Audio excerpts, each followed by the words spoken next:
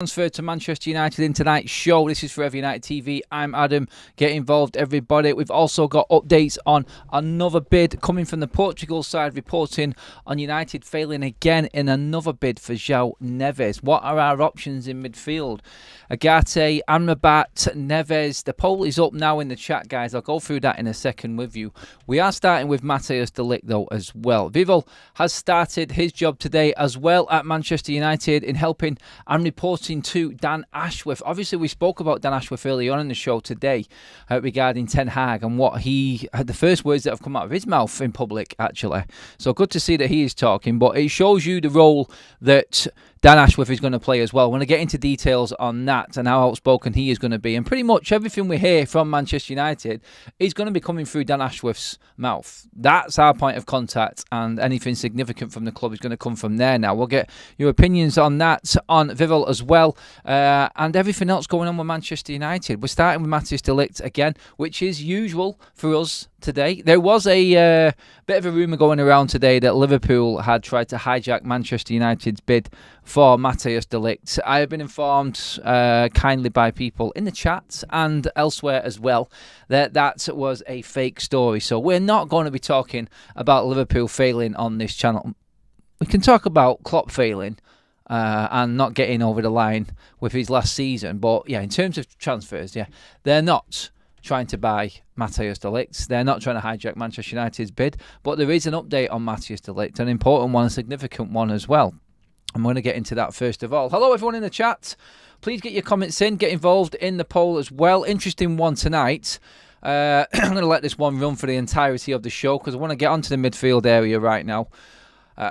Into this show. I'll get into more detail on it. So, midfield options for the money that's being brandished around. Nevez for big money, or Amrabat and Agate for less. So, Nevez is one, Agate and Amrabat for less than what you would pay for Nevez. What is your choice? Where would you go with that? At the moment, in the early knock-ins, well, 100 of you just voted straight away on that one. And Amrabat and Agate are 77% landsliding it at the moment. So if you're doing that and getting involved in the poll, 100 of you have done that. I'm sure we can get over 100 likes on the video as well, guys, please. So everyone who has voted, please jump across and like the video as well. And let's get them moving and get on with the show.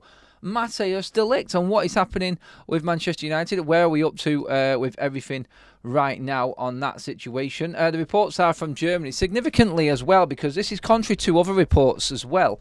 This comes from Christian Falk, who actually was credited with the false Liverpool story earlier on. Not true, by the way.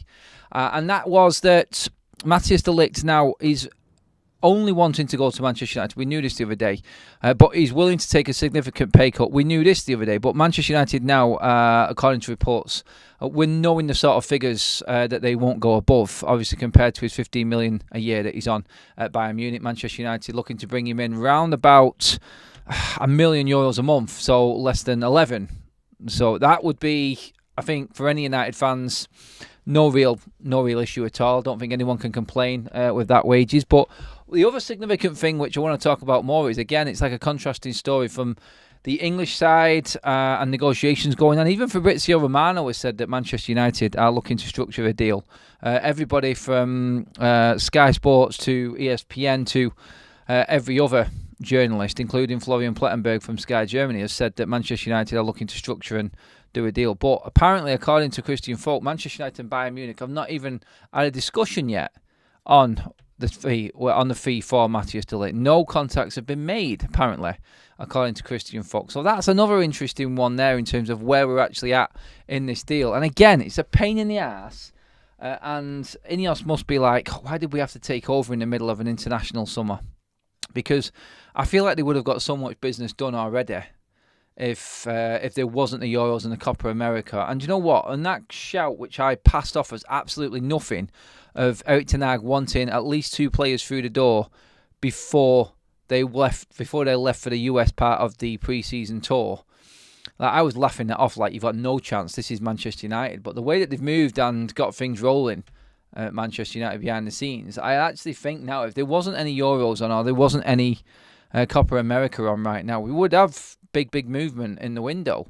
And it feels weird, like this is the second day break from the Euros, and obviously Both tournaments start again tomorrow on Friday, going into the weekend. By the way, guys, we're covering both of them games. Drop in the description for the link for our watch-along platform for where we will be watching Portugal and France and England against Switzerland in the quarterfinals this weekend. Go check that out, please. Thank you.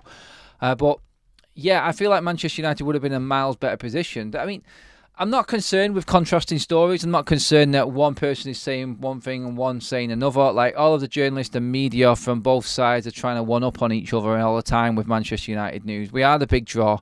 We are the one that everyone goes to. And I don't think the media would survive without Manchester United being around. And I think this is what you're getting. You're getting one from the German side that's probably been leaked out. And like I said, I look at it and I go, like, German fans have started a petition to actually keep Matthijs de Ligt at Bayern Munich. It's crazy, I know. Yeah, they did the same with Tuchel. Crazy the German fans. Sorry, bad impression. But I feel like the club have then just leaked out that no communications have been had yet. And that's just to appease the Bayern Munich fans side of things. Like, they've just brought in 2 players. They're buoyant, they're happy. Obviously, company's got 2 decent players there in Paulinho and Elise. And they don't want to be seen to be just letting players go. Like, there is a front that big clubs need to put on, and there is a front that they need to show. Especially when you compete in one of the so-called other big clubs in the world, that you're not just bending over, basically, and just getting whatever bid comes in. So I feel like these stories have been sort of leaked out that Bayern Munich haven't made contact. Yeah, I think we have. I think conversations will be underway. You only have to look at how Ineos are sort of moving forward. Like, bid's gone in for Gerard Branthwaite, like, instantly, as soon as we knew that we had personal terms wrapped up and he was happy to join United. A bit the same with Matthijs de Ligt. And we know that Matthijs de Ligt is happy to come to Manchester United. He's not bothered about European football. He's not bothered about wages, taking a pay cut. Well, he will be bothered about some. He'll have to be paid significantly, but nowhere near the same amount as what he would be at Bayern Munich. So, yeah, we're happy on all them side of things. So you've got to look at it and go, there will have been a bid in there. It's just a case that everyone's putting stories out. And, you know, I keep going back to it and saying, the bleeding Euros have got right in the way of our summer right now. Because it is going to be a mad scramble for United to actually get these players in before we go out on tour. And, you know what? I feel like we can just be that little bit patient. Look, near enough. This Sunday, Manchester United will be in the clear, and everyone will be home, and we can deal with it. Really interesting. I was out with Saeed earlier on today and was talking about the players coming back, but the issues on certain players coming back to Manchester United are significant for Ten Hag to be dealing with. But yeah, it's been interesting listening to a few people's thoughts, and I've spoken with a few people today after the news about Ten Hag and that new contract and where they see it and how they see it. We may get some more opinions from you guys later on that one. Only 3 likes away from 100 already. We're not even 10 minutes in. Legends, guys. Keep them likes are coming in. Quickly, just fly across to the chat because Modern Samurai is in and he's donated 5 memberships. What a guy. Absolute legend. And they've gone to Abs MUFC, Ian McDonald, Firestarter, James Smith and Nick Hughes. The man is back. He's not happy that Ten Hag is staying, Modern Samurai. I can tell you that for nothing. He's been talking to me privately about the worries and concerns about other teams getting their business done, but United not moving. Well, when you look at it, you go, and thank you for that one as well, Tom. British Bulldog, another member in the house. Thank you very much, Tom. When you look at other teams right now and what they're doing, no one like Aston Villa, yes, looking decent, starting to move things about a little bit, but I feel like it's just nothing is going to move. Nothing is going to move. Like the stories we were talking about last night, like moving next week. Like if Holland go out of the Euros to Turkey and Uruguay go out to Brazil, like we said, then I think we'll get news on Agate. I think we'll get news on Xerxes and De Ligt. And there's 3 players that Man United are linked with there, full spine of the side. We could have that wrapped up before we actually set out for the US and that part of the tour for pre-season. So, I love that comment, Modern, yeah. Whoop, there goes that Pinocchio nose, mate. Do go and watch the video of me and Saeed that's on the channel. Go down to the main dashboard. That's on. We were outside Old Trafford discussing it earlier on. I think we both came to the conclusion that Ineos have back themselves, really, more than anything, with that deal for Ten Hag. Watch that one after you've finished with us here live, guys, as well. But I want to get your thoughts on Matthijs de Ligt, what you see as the right amount of money. That's the question I want to ask today. What does a 24-year-old warrant in the current market right now? You can talk about the injuries, but when you come down to it, like, agents are going to go into this and they're going to deal with, look, yeah, what are you going to do? Judge a player on his injury. You want the player.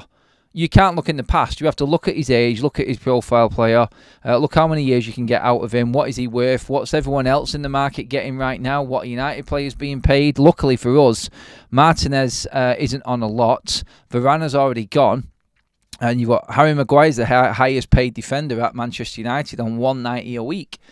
So Matthijs de Ligt coming back down from 300k a week reportedly at Bayern Munich. You've got a bit of ground to work with there, I feel. And you've also got to use an £80 million signing like Harry Maguire back way when as a bit of a benchmark for your wage structure, I feel, for bigger players coming in. So I feel like we have accidentally, in just releasing Varane, stumbled upon a possibility and an opportunity to restructure our wages, especially in the defensive departments anyway. But let's get your comments in on this one. How much is a defender at 24 coming from a top club worth? It's an interesting question. Try and take out of it the injury record, your thoughts of the player. Just a 24-year-old defender. That's all I want to know. It says here we've got 7 members, but I can only see 6 donated. What the hell have I missed? Have I missed anything? I can't even scroll that far up. Sorry if you are a new member and I have missed your shouts. I do apologise. Man United may keep Amrabat here, Adam. Yeah, they may. There's no decision made yet. There isn't. Boxing Straight Talk says, I wouldn't sign de Ligt if he was the last centre-half left on the shelf. Oh, he's getting worse and worse, Boxing, with his de Ligt. It's like making him more and more nervous every time we talk about him. Alex says 34 million is good business. Agate next for 40 or less. Xerxes 35 next. It does sound like good business, mate. You're right. It really does. Modern Samurai has done it again. He's dropped another 5 in there. Legend. Thank you very much, mate. He is back with a bang. And that's Rajat, Dave147, FCMU, William Hagate, Nick S. I think that's everyone. Yeah, welcome to the Members Club, guys. Yeah, please do make sure you give Modern Samurai a big thank you as well if you did receive a membership there then, guys. Well over 500 in the room with us already, guys. Please keep them likes coming in. You're on fire tonight. Get your comments in. It's your chance tonight, guys, to get anything big question-wise to me or anything that we're talking about. I'm talking about de Ligt's wages right now, guys. What do you think he is worth? What is a player at that age, coming from Bayern Munich, worth wage-wise to Manchester United? That's what I want to ask tonight, because this is the conversation going on right now. He's happy to take that pay cut. Should we be happy that there's a player that's willing to ignore offers from other clubs that are in the Champions League, indeed fight for his place for Bayern Munich and stay in the Champions League on a massive wage to come and play for Manchester United without a Champions League? That's what we've got to take into consideration here as well. By the way, on other news in terms of the Dutch side of things, because everything is Dutch with United at the moment, as we know.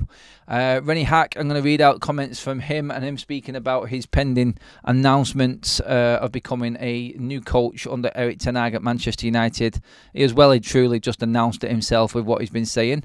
As much as Varane was unreal, he was a squad player and didn't come across as a leader. De Ligt is a leader and only 24. Great business. I wouldn't say he's a squad player. I think that's disrespectful a bit to Raphael Varane. I think he was a leader himself. I think he was better than a squad player. I think you'd probably categorise him as a squad player simply because he was injured so much, I think, more than anything. That's how you would sort of sum up Raphael Varane. Like, he would have been, I think he was Manchester United captain material, but look, you cannot be captain with an injury record like that. Sadiq says, Erik ten Hag was given an extension of an extra year. This was victory for both supporters of Erik ten Hag and those who wanted a new manager. I back Erik ten Hag, so I'm happy to see Erik ten Hag at United for another year, Adam. That's fair enough. Fair enough, mate. And you're right. Ineos did sort of appease everybody with that announcement and the way that they've gone with Ten Hag and that extended contract. It wasn't It wasn't appeasing one particular side. It was doing it for everyone. 200 million in, 140 million out. I will be happy with that for September. Who is 200 million out, though? I've seen this story being brandished around earlier on today, actually, Alex, the 200 million for players out. We ain't got 200 million pounds worth of players to get rid of right now at Manchester United, unless Rashford and Bruno both go alongside Sancho and Mason Greenwood. And you are talking the drastic end of a transfer window. That would be absolute madness for Manchester United doing that. Let's see what else we've got in here. De Ligt can handle the ball very good. Suddenly, we can play ball. Varane ain't even close to that ball handling. A massive disrespect again to Varane. I would take Varane all day of the week ahead of Matthijs de Ligt. A fit Varane, but they're competing with each other for the best injury records going, them two, so let them scrap it out for that. Hopefully, de Ligt is past them days. I think United won't look at de Ligt's injury record. If you can get a defender that's going to get you between 35 and 40 games a season, you'd expect that in rotation anyway through a season. I mean, United are looking at the top end of 50-plus games again this season with the Europa League and all the other trophies. So we are going to need to rotate. I think this is why the stories of bringing Johnny Evans in and possibly bringing in a second or maybe even third centre-back are around right now. Because we do need cover for a significant amount of games. If we can play in a 3-man low block with the wingers going up, I think it might work. Modern Samurai, with Ten Hag as manager, is coming up with a plan here that might actually work. This is big breaking news for Modern Samurai to try and find a way around this, guys. I'm telling you now, things are going to change for Modern Samurai to come out with a big Ten Hag praise. Well, it's not so much a Ten Hag praise, but he's looking at how he can survive and how he can adapt. I'm saying that, though, it's a big if because Ten Hag has to do it in the first place, doesn't he? 38 million and wages should be around 160k, says Abby. Yeah, I think that's fair. I think it's going to be closer to 180 in wages, I would say. Varane was a starter by the injuries, unfortunately. I see the same scenario with De Ligt. Oh, Anthony, don't say that. I mean, De Ligt's younger, so we should at least get a couple of good years out of him, shouldn't we? It worries me, though, because he was like training on his own in Holland and we're looking to buy him. It just sort of like set up the perfect Manchester United transfer, didn't it? It was Manchester United going out for a new centre-back to replace the injury-prone Raphael Varane, and there he is on the pictures, training on his own on the news because he's got a niggle. Oh, off the back of a poor injury-hit season at Bayern Munich. No, don't do it. Hi Adam, good evening. It's a concern that we might get stuck with the misfit players from last season. Any news on outgoings? Agate is someone I hope we can get. A definite no on De Ligt. Agate will move as soon as the Copa America is finished. The deal will move forward, basically. Nothing's going to happen with Agate while he's over competing in the Copa America. Definitely not. So we'll have to wait for that one. And we'll see after this weekend, like I said before, if Brazil win and Uruguay come home, then, yeah, expect a little bit of movement. Watch it. Every single player that we've got playing in these international tournaments that we're looking at will end up going through, and we'll have to wait it out until the last week. Oh, it'd be a pain, wouldn't it? But, yes, it is only one more week pretty much until all of the international tournaments are over. Thank God, by the way, that Alejandro Garnacho is not going to the Olympics. That's a bit of good news for Manchester United as well. Significant. How much were Shaw, Malacia, Martial, Martinez, Mount worth last season? That's how much De Ligt is worth. Fair point from Louise, really. She's just stating what we've got right now and where we're at as a squad. Yeah, it makes no sense replacing Varane with De Ligt, says the Furious. Boxing Straight Talk. I just hope anybody wanting De Ligt has not moaned about the likes like Shaw this season, because injury-wise, he's like for like. Boxing certainly does know how to sort of like kick you in the gut. You know what I mean? Like, I know what he means though. Let's see what else we got here. Bayern don't sell players who are any good. History would say that's probably not a million miles off. No, I understand that. De Ligt just a Maguire upgrade. Surely We still need another centre-back. Varane on another level. Yeah, I agree. Definitely another level. And, yeah, De Ligt is no better than Maguire. John Wood says, Bayern are using United to fund the Palhinha deal. We should pay... We should pay anyone that 30 million for De Ligt if Palhinha is worth 50 million. Well, moving on. Let's get into that midfield area then, shall we, guys? And reports from Portugal today have come out again. The same report that said Manchester United had a £60 million bid turned down for João Neves. The same reports again, same publication have come out and said that there was another bid of 70 million now been turned down for João Neves. Now, that's why I've put the poll up today. We're moving on from the defence now, guys. We've covered that in depth. I want to talk about the midfield scenario right now. So the poll is up. The poll is quite clear. It's the scenarios for Manchester United, and we can do both of these. We can do both of these. With the money that's being sort of brandished around, you could buy Amrabat and Agate for probably just under what Benfica want for João Neves. Agate and Amrabat, you could say, are more proven than Neves. That's fair, I think. Different types of players, yes. I think Neves is probably the more creative and more of an 8/6 type of player than a natural 6, which Agate and Amrabat are both. So, like, we're hearing that, obviously, Fulham, with the Palhinha deal going on, and him going to Bayern Munich now, that Fulham might be interested in Scott McTominay. If Scott McTominay went, we didn't buy Amrabat, and we've got Agate, I think United would have to try and do some movement in terms of sales, try and balance things out, because we're going to have to buy another midfielder. I don't think United want to lose out on Neves. It's actually a good thing that he has not been playing in the Euros. And we are managing to sort of maybe haggle a little bit with Benfica. Like, if he played in the Euros and he was playing... I mean, how good has Vitinha been for Portugal, by the way, in the Euros? That guy is absolute quality. It's no wonder Agate cannot get into the PSG side all of the time. Like, I watched him a bit last season. He looked decent. But for Portugal, Vitinha has been their player of the tournament by a country mile. I'm not surprised Agate can't get in PSG side. I'm not surprised that João Neves is never going to get any game time for Portugal in this European Championships either, because he is quality. Absolute quality. And again, another central midfield Portuguese player like Palhinha. We're talking Nevez. We're talking the other Nevez as well. We're talking Vitinha. They just produce absolute gems, don't they? I think what United's position is with Nevez is they don't want to miss out again.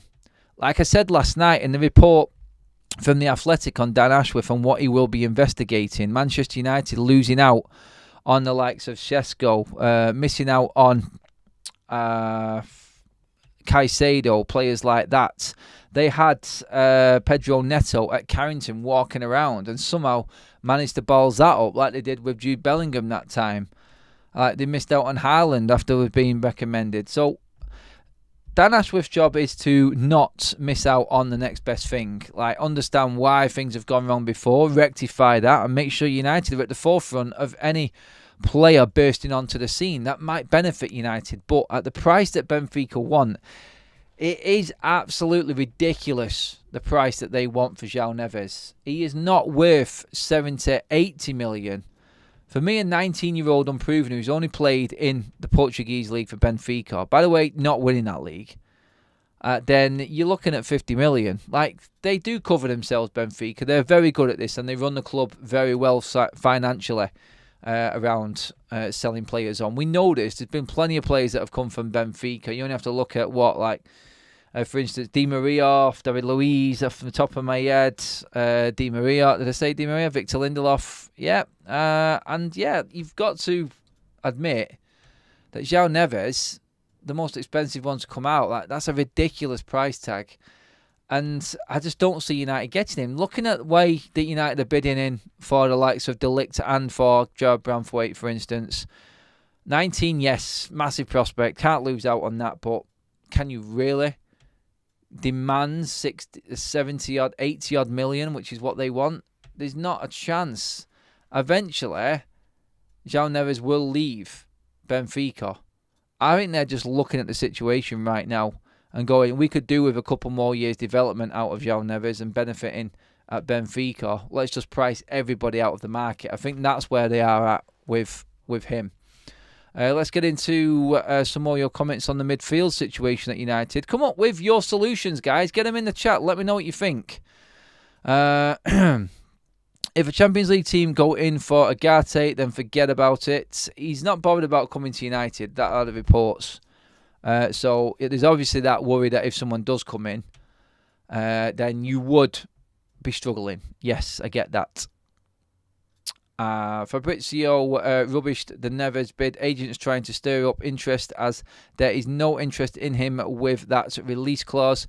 Look, the reports come in from Portugal, and Fabrizio Romano can obviously dismay any reports that come out. But like I said at the top of the show, and it's why I did it and why I brought it up, because Fabrizio Romano says United have made contact with Bayern Munich over a bid for Matthijs de Ligt. Yet the German side of things, Christian Falk, says there's been no contact yet between Manchester United and Bayern Munich over a bid. It's only contact to the player.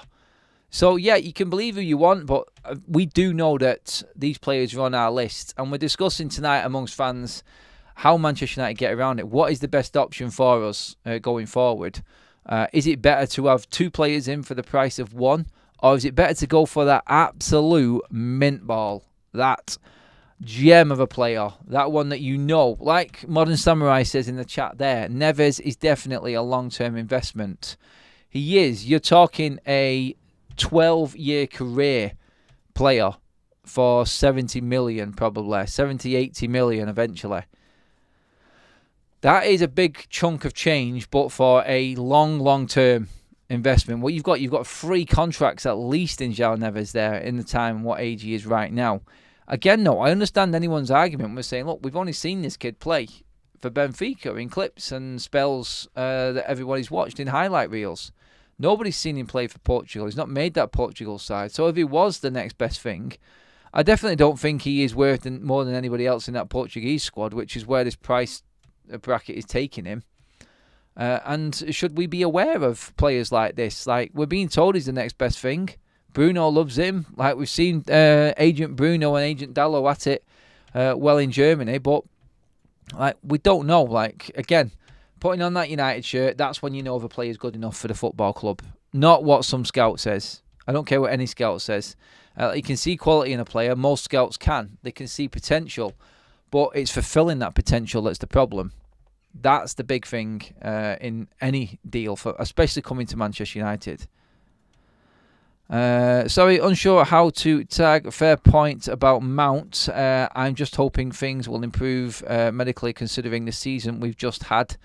Investigations. Rennie Mullenstein was talking this morning on the radio about Manchester United and this review from Ineos that went down and Erik ten Hag surviving through. And, like, is anybody looking into the injury record at Manchester United? Why there's so many injuries? Is it the training? Is it too hard a training? Are they impact injuries? Are they muscle injuries? How do we counteract that? Is the review looking into that?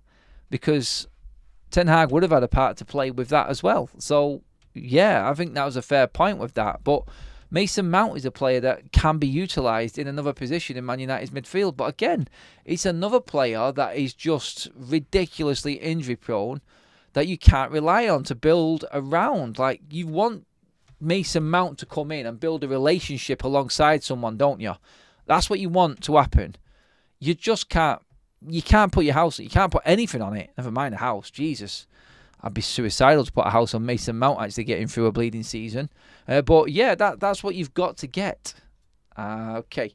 Let's checking through some other news as well that's coming through all the time. As always, we go through everything. Everything that's in the news while we're live. Joshua Zirkzee not speaking to his club amid Manchester United interest. Not speaking to his club. That's from the MEN. I'm not sure what that's about without opening it up. But yeah, this is the sort of side sort of like rumours and stuff coming around now regarding targets. I think some things are made up, like we've discussed already. I would definitely keep Amrabat 100%. We need players like him in our squad. Also, imagine if we get a Garte in CDM with a fit Martinez behind him. No more leaking like leaking like a shift through midfield. Yeah, Amrabat or Garte. I personally think it will be one, but that does depend on whether United want to go for Nevez. I just don't think we've got the money. We can spend the money and get Nevez in, as long as Benfica are willing to structure a deal where we can pay in installments. We can make that deal happen. You just don't know.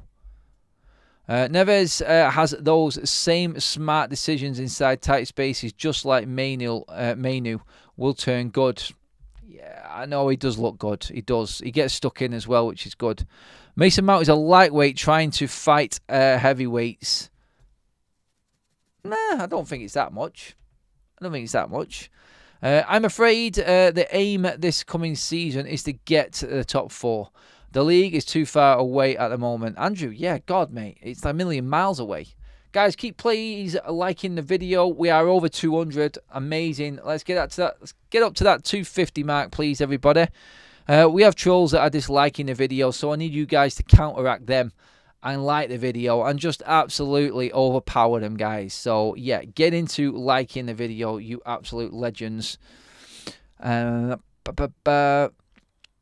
Okay, wrong players with wrong profiles for that demanding style. Their muscle fibers cannot cope with it. This is why we should have let Ralph sort out some transfers, but at least now we have his former staff. Yes. Honestly, I don't even want to go into like how disappointed I am with United and the scouting side of things and not looking into the injury side of certain players. I mean, come on. Like, it's not rocket science, is it, to look into a player's past? And like, how, and people have said it before, how did he get through these medicals? Like, what is a footballer's medical? There's no way that half the players that United have bought that have had the injury records they've got to just cruise through these medicals. I can't see it at all. Andrew is in the house. We need midfielders who are good on the ball. A playmaker is what we have needed for years. We need a dominating central midfielder that can just pick up the ball from the defenders and control the game. Just spray it around everywhere, get up and down the pitch, be that leader-type player through the middle of the park. I mean, when's the last time we had a midfielder like that? You have to go right back to Scholes, Keane, Carrick sort of era, like even Hargreaves, without being injured. Again, another one of them injured players. Would have been a great player, I feel. Mount or Højlund should never have passed medicals. Louise, yep, kind of. Like De Jong, Basil Wazzle says. Yeah, don't even go there. We're not even bidding with Barcelona. We need a monster who wins everything. Mainu and Bruno are good on the ball. Okay, we need a beast, says Boxing Straight Talk. Joycey says, get off the channel if you don't like it. We don't need your thumbs down. Sad people. Couldn't agree more with you, mate. Couldn't agree more. In the Fergie era, we would be straight in for Bruno Guimaraes. We used to poach the best players from the top 10 teams. We did. We took advantage of certain situations with players, contracts and things like that. We always pissed off a lot of clubs around us by getting players, especially Spurs. Man, like just like, what was it, like Sheringham, like Berbatov, players like that. We've always managed to do it. Bring Dalot into midfield, says Modern Samurai. I've seen worries with Dalot in the central area though, mate. Like, I don't like him there, personally. I don't like his inverted side of things. I love him out wide. I think he's got the pace, and I think he's got a good cross on him. I would love him to just stay out there, to be honest. And, yeah, I just don't want to try and convert anyone. I want to just buy someone that is for that position. That's what we need, I feel. Okay, into other news as well, and moving on quickly, swiftly. Christopher Vivell has today started work as Manchester United's Director of Global Talent and will help with the summer window. He will report to Dan Ashworth. Interesting to know exactly what his role is going to be. And again, we bring up the Dan Ashworth name in terms of being top dog he is top dog, isn't he? Like, he's basically the voice of Manchester United going forward for anything going on. And he is going to be in charge of this whole structure. Rennie Hack has also been talking about his role at Manchester United and how important it is for him and how easy it was for him to make the move. The feeling is incredible. This is a great opportunity to work in the biggest league in the world, in one of the biggest clubs in the world. It's a wonderful reward for me. Go Ahead Eagles at the top is unique. It moves on to talk about a lot of other things as well there in terms of why he's moving and what job he's done at Go Ahead Eagles. But absolutely over the moon to be joining Manchester United. Rennie Hack. We are expecting them announcements to come quite soon in terms of the coaching staff now, and then that's everyone finished. The overhaul is complete, and what a bleeding overhaul it was. It was crazy, but yeah. Over 250 likes. Smashed it, guys. Well done. If you want to try and absolutely kill it, why don't you try and get to 300? Go for it. Legends of this channel. What do we reckon into Vivell? I've not asked the chat much about Vivell, actually. I know everybody's probably done the research now, read into him, what his past was. I've done a separate video on Vivell and what he's actually done, but interesting to know that Dan Ashworth, obviously, now with him underneath him, the Vivell that being, and the stuff that Vivell has done in the past, and the amount of money that he's made the Red Bull teams, it's not only coming in to work on the Nice and Manchester United dual ownership model, because he was used to that with Red Bull, obviously, but this man finds talent.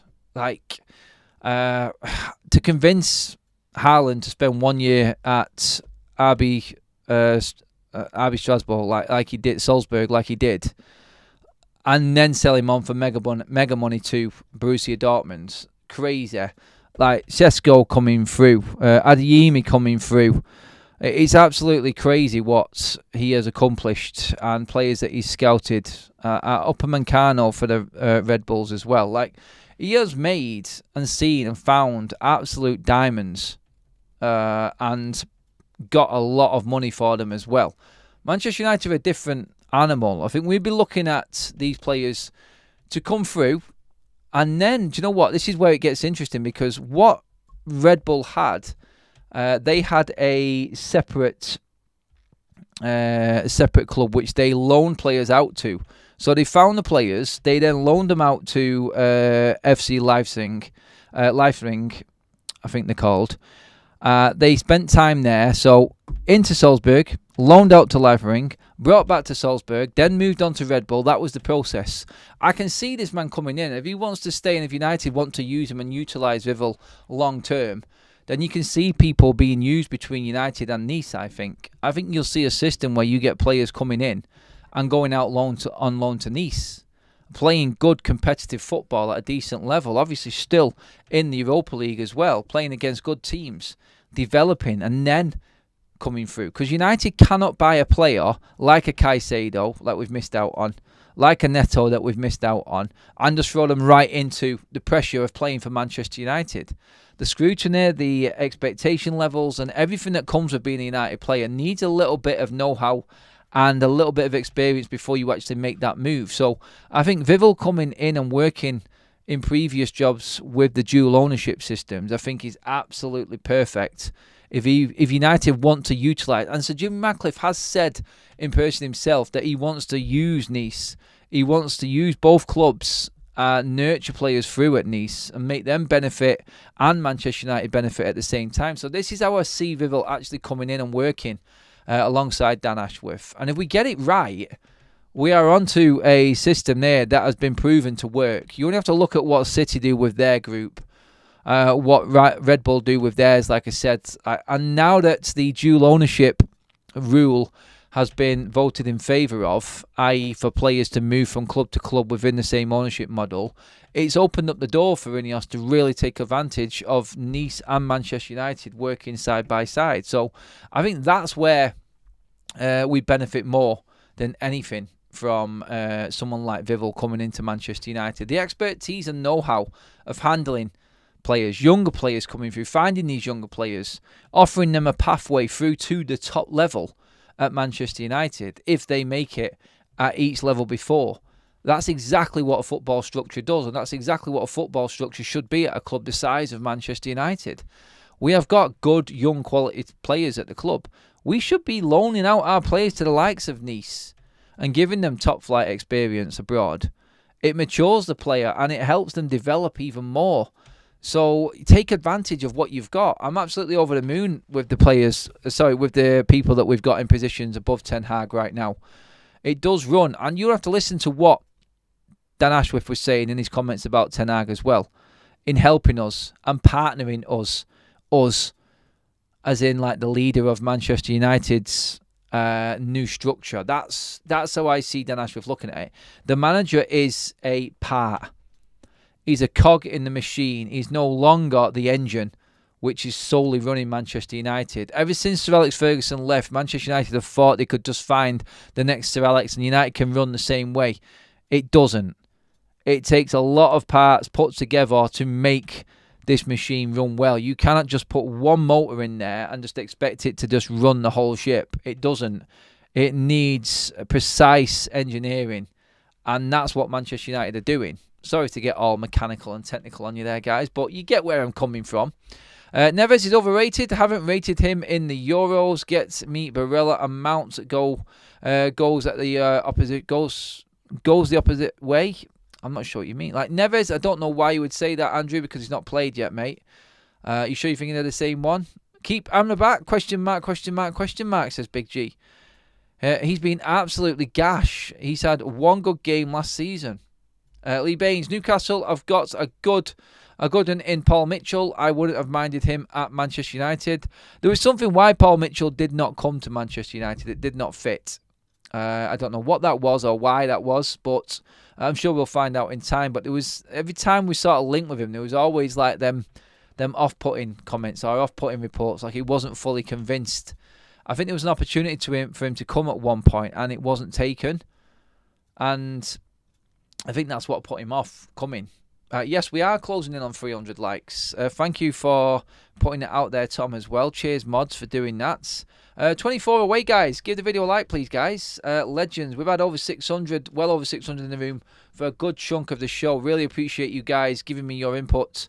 Get your comments in again now before we finish up, guys. Harry Amas would be a perfect, nice season loan. Exactly, Richard. That's what we're talking about. Mature these players. Get them used to playing with good players. Get them used to playing in a decent division. Use what you've got at your disposal. And hopefully we will do now going forward. I feel we are going for players that we hope will get us top 4 instead of top of the pile. I think there's an element of that, and there's an element of production as well. So there is a progress that these players could go on as well, because buying them young means they can get better. So Jim said it, he wants to find the next Mbappe instead of buy the next Mbappe. I totally get your comment there, David, but I do think that they will look to produce the talent and them world-beating players by finding them early and not having to go out and spend absolute brewsters on them like we have done in the past. And it's never worked, has it? When looking like we were buying the right players and the right profile of player, like the big names for the big money, it's never worked for Manchester United. So we should move away from that, really, I feel. And I think that's where Ineos are actually going. So let's see. Let's see how they do with it. Because of the way Ralph Rangnick was treated by the club, was the reason why Paul Mitchell didn't come. There was that as well. He was good mates with him there. I think he did recommend him as well. Ralph Rangnick also recommended Michael Vivell as well. So again, another one that was ignored by the stupid hierarchy at the time. The questions is, if heaven forbid it all goes wrong, will it just be Erik ten Hag that gets the bullet, or do some of these best-in-class backroom staff go too? Guarantee right now, one man loses his job, it will be Erik ten Hag. No one in that structure is going to lose their job. No one. It's one of them jobs where you sort of get away with it. You get away with something going wrong at the club because you're behind the scenes and you're not seen to be doing as much. Like the big decisions come down to the manager in picking the right team, the right formation, getting the style of play and things like that. All this structure is going to do is just provide players. So if Ten Hag doesn't get it right with the players, they can say, look, we've done our job. And do I keep saying a different name? Christopher Vivell. Yeah, I think I keep saying Michael for some reason. Sorry about that. Yeah, let's just call him Vivell. Yeah, there you go. They definitely had Ralph Rangnick contacts, Adam. I'm sure of that. 10 more likes away from that 300 mark. Legends, guys. Bayern de Ligt for 50 million instead of Anselmino for 18 says otherwise at the moment. Stu, yes, get that. You would argue the point. He is still 24, de Ligt. He is proven to be a decent player. He's also proven all his negatives. I'm not ignoring them. And true. Yeah, Anselmino being young could be that type of player, but we do need to replace a senior defender right now in Raphael Varane. I think that's very important for Manchester United to get around to doing. I think that's why you're looking at someone maybe a little bit more experienced in Matthijs de Ligt actually coming in. So I think that's why. I think we can buy another young one. Like I would go and buy Anselmino anyway. But Chelsea now, according to reports, are front runners for that one. So yeah, I still don't see Manchester United making it. I'm a bit gutted, but I'm hoping that they are looking at other options like that, and we can actually still find these raw talents out there as well. But yes, I think that pretty much covers absolutely everything for us, guys. You've done an amazing job tonight. We are just about to hit that 300 like mark, guys. We're at about, what, 298 is it? 299? Yeah, we're going to hit it. Hang on, few more questions. I don't like to leave people about, but if you guys if you don't get your questions read out in the live section, do put your comments in on the video later on when it comes up on YouTube when the live is finished as well.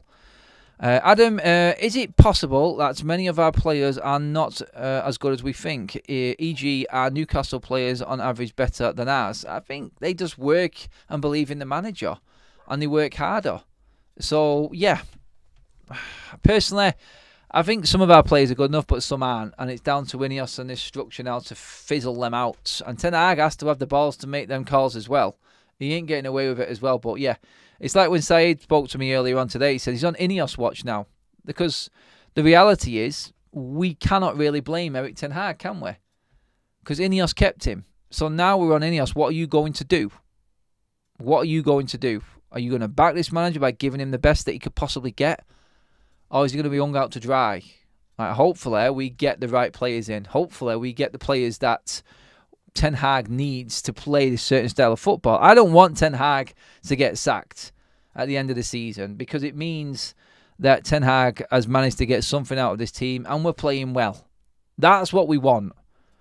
But going back to that contract earlier on today, just to finish up again, and thank you guys for staying with us, that it just looks like Ineos have protected themselves more than Ten Hag in giving him that 1 year added on from his original contract.